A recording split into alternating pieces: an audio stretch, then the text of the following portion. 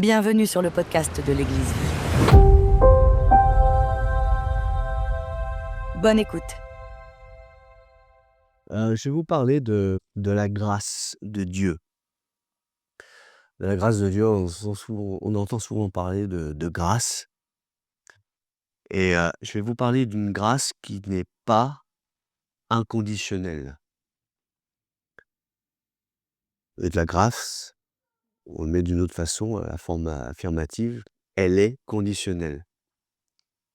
La grâce de Dieu n'est pas inconditionnelle, la grâce de Dieu est conditionnelle. Et il y a des choses qui passent aussi sur les réseaux sociaux et quelqu'un avait mis sur un réseau social, heu: «Le voleur sur la croix s'intègre-t-il à notre théologie?» Mmh. Alors, cette publication, bien sûr, elle semble en partie peut-être promouvoir une espèce de forme de grâce qui est, inconditionnelle et sans règle. Mais, peut-être c'est une nouvelle variante d'un faux évangile de la grâce qui reviendrait essentiellement à autoriser le péché une fois que on a la grâce de Dieu. Mais qu'est-ce que le vrai évangile en fait? Eh bien, c'est une offre temporaire. Première chose, c'est croire au Seigneur Jésus-Christ. Ensuite, c'est se détourner du péché. Ensuite, c'est être pardonné par la grâce. Quatrièmement, c'est être habité et revêtu de la puissance du Saint-Esprit. Et enfin, accepter de suivre le chemin étroit qui mène à la vie, que Jésus a tracé. Hein, c'est dans le sermon sur la montagne. Et que tous les apôtres ont réitéré ensuite dans leurs lettres. Je parlais dernièrement avec quelqu'un et je lui disais: «Mais tu sais, la vie chrétienne, c'est pas Jésus ne nous a pas destinés de marcher, sur une voie, très large, très facile. C'est quelque chose qui est le chemin est étroit». Alors le chemin de la vie semble large, on peut marcher, dans la rue et avoir un bon job, hein, c'est merveilleux, hein, il y a pas de souci, mais le chemin est étroit, c'est un chemin spirituel, plutôt qu'un chemin de facilité, mondain.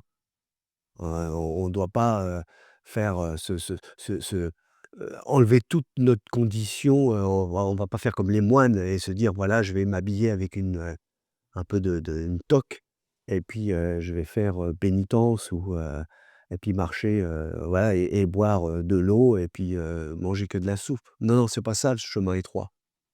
Le chemin étroit, c'est renoncer au monde, ne plus aimer ce qu'il y a dans le monde, bien sûr, jouir de ce que Dieu, par sa grâce, nous donne, hein. Si on a fait des études et qu'on a un bon métier, bah, merci Seigneur parce qu'on a travaillé pour, mais c'est autre chose. Donc, je reviens à ma pensée. Dans cet enseignement, donc, on va examiner, donc, dans cet enseignement d'aujourd'hui, quelques rencontres que Jésus a fait avec d'autres personnes qui, comme le brigand sur la croix, aspiraient au paradis. Et chaque rencontre révèle clairement la grâce conditionnelle. On verra ça ensemble. De Jésus, donc, du salut de Jésus. Et il est bon de s'assurer que chaque rencontre, hein, comme celle du brigand, eh bien, s'intègre vraiment à notre théologie. Et le brigand sur la croix, il lui restait en fait quelques heures à vivre. Ça, c'est sûr, hein. Et devrait-il être le seul exemple de l'action de la grâce de Dieu dans le salut? Je ne pense pas. Il y en a eu un autre qui est arrivé vers Jésus. Vous le connaissez certainement, vous en avez sûrement fait la lecture. C'est le jeune homme riche. Il est arrivé. Peut-être il s'est agenouillé devant Jésus, il demanda: «Bon maître, que dois-je faire pour hériter de la vie éternelle?» C'est incroyable cette question. C'est vraiment cette pensée à un moment donné, je vais mourir. Que dois-je faire? Et Jésus lui répondit ceci: «Pourquoi m'appelles-tu bon? Déjà, il remet les choses en ordre. Personne n'est bon, si ce n'est Dieu seul. Ensuite, il lui dit, tu connais les commandements. Ça, c'est dans Marc 10, verset 17. Tu ne commettras point de meurtre, tu ne commettras point d'adultère, tu ne voleras point, tu ne porteras point de faux témoignages, tu ne feras point de tort, honore ton père et ta mère. Et donc le jeune homme riche, il répondit ceci, Maître, j'ai observé toutes ces choses dès ma jeunesse. Et la Bible dit que Jésus ressentit de l'amour pour lui, la compassion. Jésus dit alors, il te manque une chose. Va, vends tout ce que tu possèdes, donne-le aux pauvres, et tu auras un trésor au ciel. Puis, viens et suis-moi. Waouh! Donc ce jeune riche, il est venu en quête de la vie éternelle, on l'a déjà dit. Et Jésus lui dit d'observer 6 des 10 commandements, et ensuite de prendre soin des pauvres. Est-ce que ça correspond à notre théologie de la grâce? Peut-être qu'il y en a qui diraient, mais non, parce que non, ça ne correspond pas à ma théologie, parce qu'en fait, je suis sous la nouvelle alliance par laquelle nous sommes sauvés par grâce, et cet homme était, au moment de Jésus, sous l'ancienne alliance, par laquelle les hommes étaient sauvés par les œuvres. Certains diront ça. Alors pourquoi dans le Nouveau Testament, il y a plein de passages qui concordent parfaitement avec ce que Jésus a dit au jeune homme riche, des passages qui avertissent clairement que les meurtriers, les adultères, les voleurs, les cupides, les menteurs, ceux qui aiment l'argent, etc., n'hériteront pas du royaume de Dieu. 1 Corinthiens 6, 9, verset 10, et vous pouvez aussi voir dans Apocalypse 21, verset 8. Alors, est-ce que le jeune homme riche correspond à notre théologie? Il y a un autre personnage, c'est un docteur de la loi. Dans Luc 10, demanda à Jésus, Maître, que dois-je faire pour hériter de la vie éternelle? Encore un qui demande la même chose. Mais c'est un autre personnage, avec un autre statut. Jésus répondit, qu'est-il écrit dans la loi? Qu'en penses-tu? Le docteur de la loi répondit, tu aimeras le Seigneur ton Dieu de tout ton cœur, de toute ton âme, de toute ta force et de toute ta pensée, et ton prochain comme toi-même. Alors Jésus dit alors, tu as bien répondu, fais ceci et tu vivras. Et ensuite Jésus ne s'est pas arrêté là.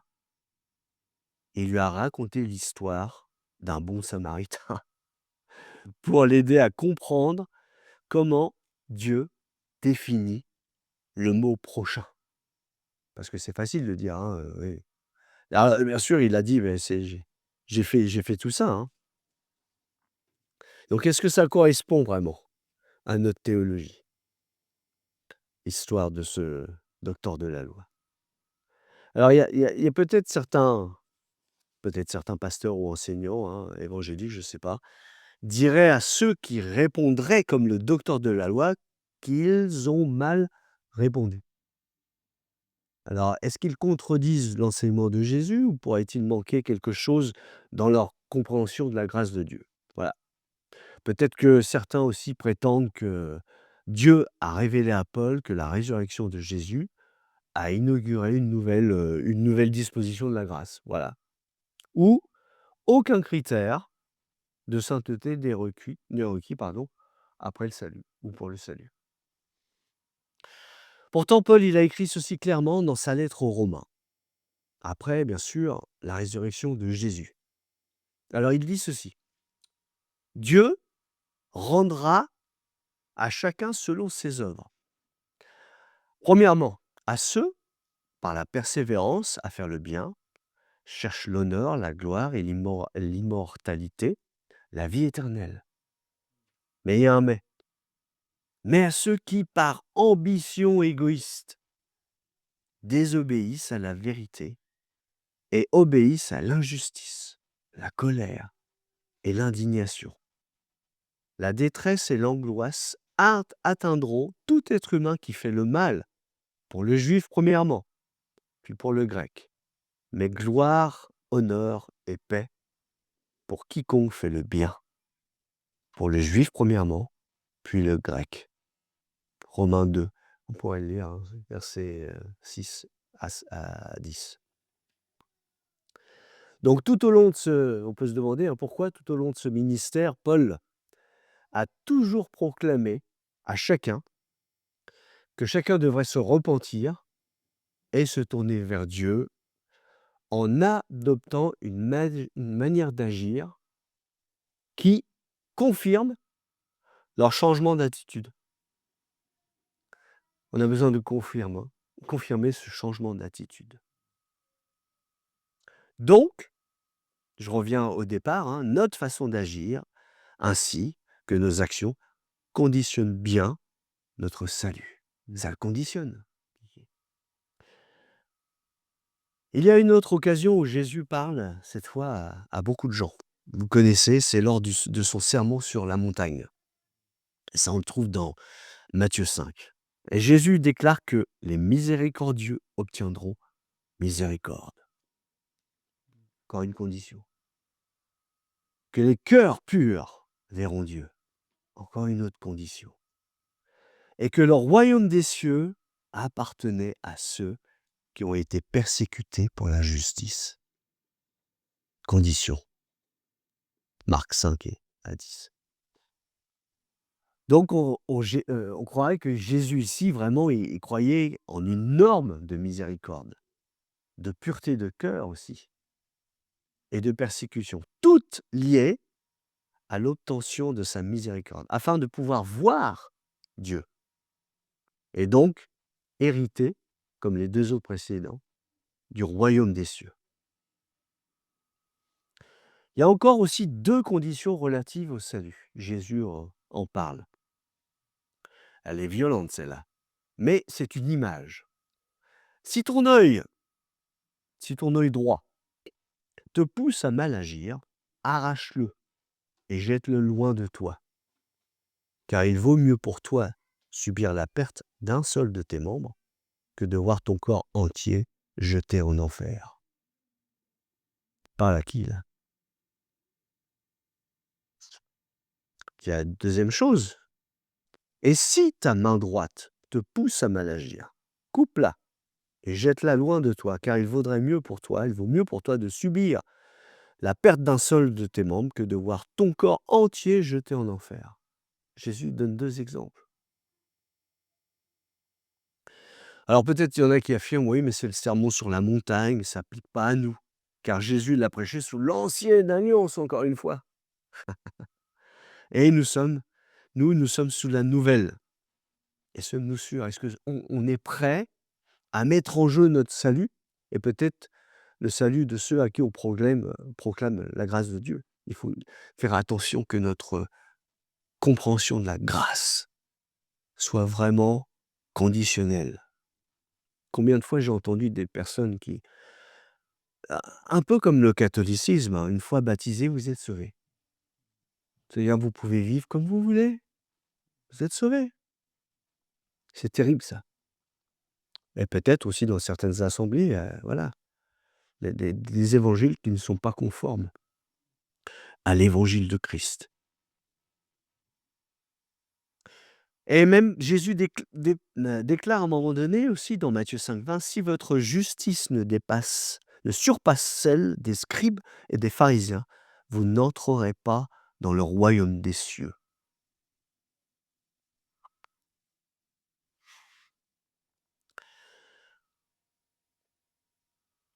Donc Jésus, sur le sermon sur la montagne, quand il parle, en fait, il décrit vraiment un sermon qui est complètement consacré à une justice pratique.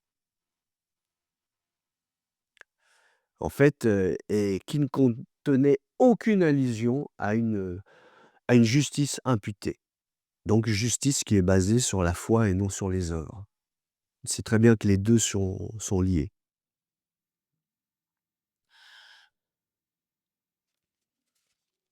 J'avance. Il a également dit, hein, Jésus a déclaré à son auditoire, hein, sur le sermon sur la montagne, que son Père ne pardonnerait pas leurs péchés s'il ne pardonnait pas aux autres. Donc là, encore une fois, il y a une condition. Qui peut contester que le pardon ne soit pas un acte de grâce? Qui peut contester? Qui peut contester à la lumière de l'avertissement de Jésus que la grâce de Dieu qui pardonne n'est pas conditionnelle? Qui peut contester? Notre pardon dépend de notre pardon. Ouais, 2 fois une répétition, mais elle est vraie. Notre pardon dépend de notre pardon. La grâce divine qui pardonne n'est donc pas inconditionnelle, mais conditionnelle. Jésus a conclu son sermon en disant: «Ce ne sont pas tous ceux qui me disent: Seigneur, Seigneur, qui entreront dans le royaume des cieux, mais ceux qui font la volonté de mon Père qui est dans les cieux.» C'est Matthieu 7, verset 21. C'est clair, je pense. Selon Jésus, seuls ceux qui obéissent à Dieu entreront au ciel. C'est pour ça qu'il est important de dire, hein, que ta volonté soit faite sur la terre comme au ciel. C'est-à-dire dans ma maison, dans ma façon de vivre. Seigneur, tous les matins, on devra prier cette prière. Seigneur, aujourd'hui, je vais au travail. Aujourd'hui, je vais voir ma famille. Aujourd'hui, c'est calme. Je suis en retraite. Moi, je suis en retraite, je peux le dire. Mais bien, voilà, voilà, il faut que tu me mènes, il faut que tu m'ouvres les yeux et que tu remplisses mes paroles aussi. Je veux être vraiment sous ta grâce, mais sous ton obéissance, de pas dire n'importe quoi.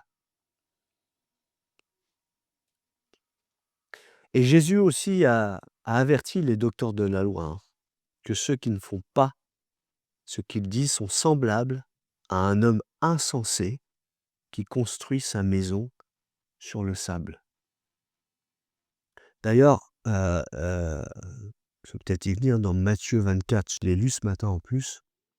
Jésus met en garde ses disciples et leur dit: Ne vous laissez pas abuser par des tromperies. Et il dit ensuite que il faut absolument que votre foi soit basée sur un vrai fondement. Et il y en a qui le basent sur des vrais fondements, mais le font à leur façon. Et ceux-là seront sauvés au travers du feu. Mais le fondement doit être quelque chose d'important, qui correspond à notre théologie. Et enfin, dernier point, Jésus a également averti ses apôtres.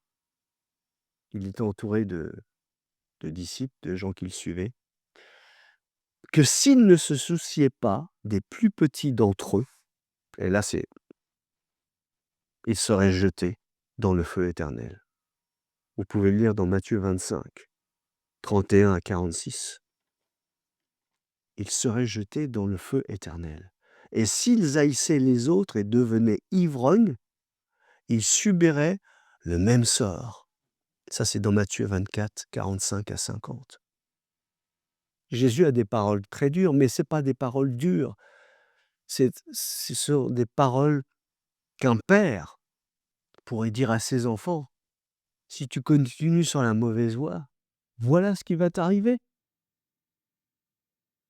Voilà ta vie.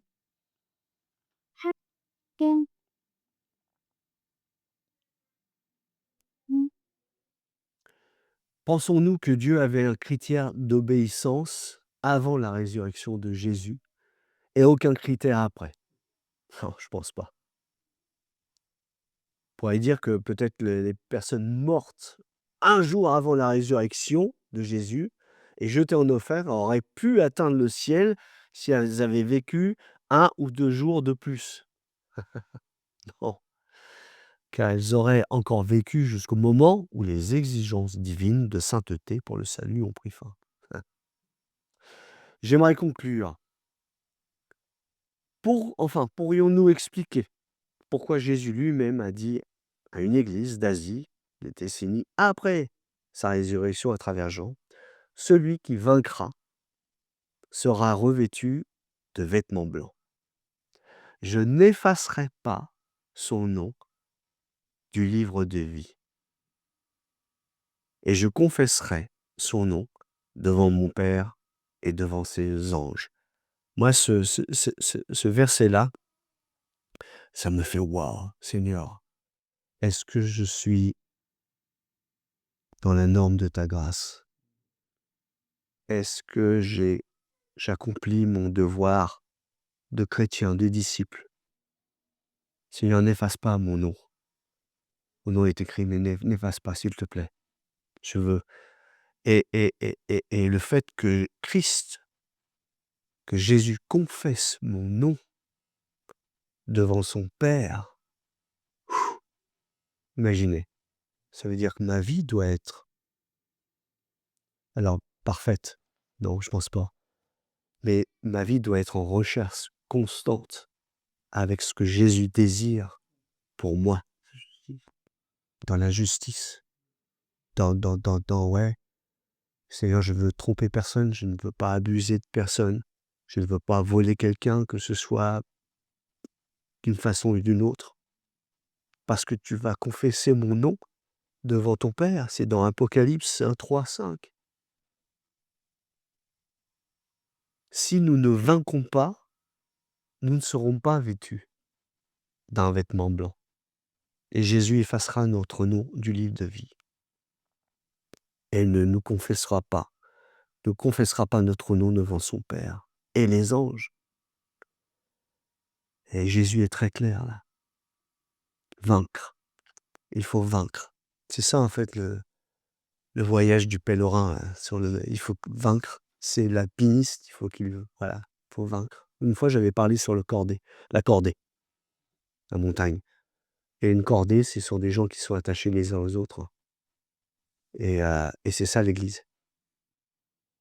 C'est quand il y en a un qui a du mal, on va le tirer. Celui qui est plus fort, il va être devant. Mais tout le monde va au même endroit. Ils sont tous attachés. Donc. Et ils sont tous attachés. C'est le corps de Christ. Donc, est-ce que tous ces personnages correspondent à notre théologie?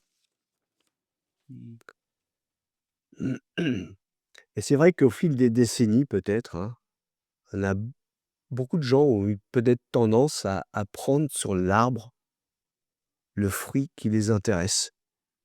Et puis ce qui les intéressait pas, on les écarte. Peut-être un peu ces paroles qui sont assez fortes. Oh non, ça c'est pas pour moi ça. Je veux juste la grâce de Dieu, je veux juste un évangile de prospérité, etc. Voilà, surtout pas hein, d'égaler, enfin de porter ma croix. Surtout pas.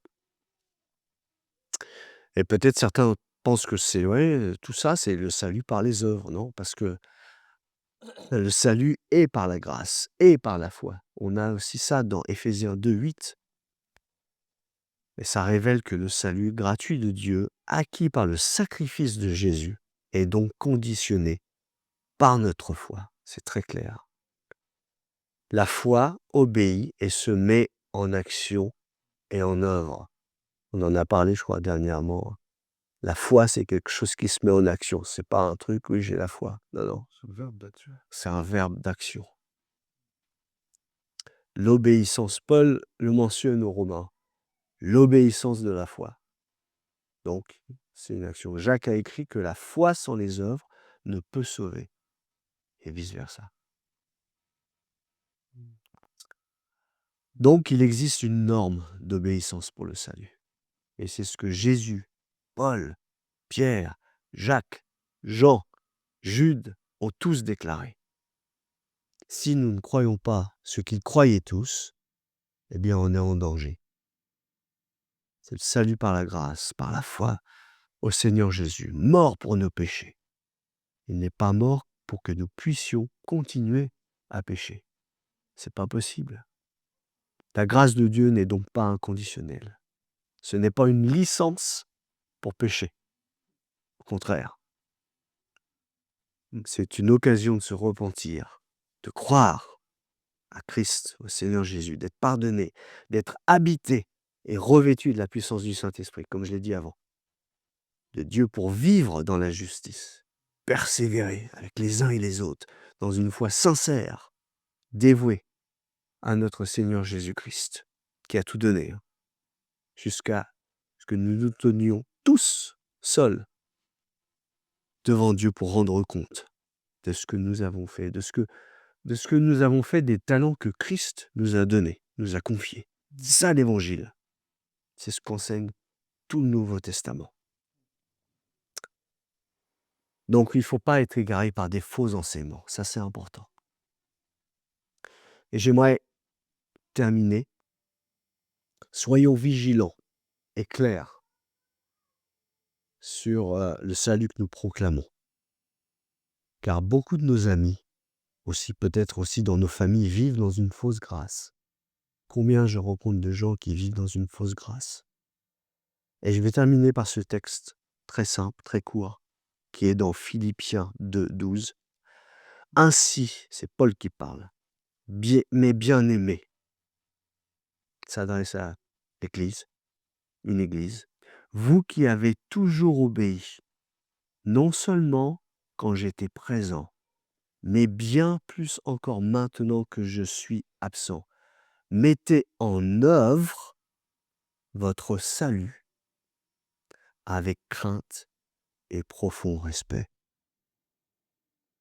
Amen. Voilà ce que j'avais à vous dire ce matin. Et ça, c'est important pour notre doctrine, c'est la doctrine de Christ. Vous venez d'écouter le podcast de l'Église Vie. À bientôt.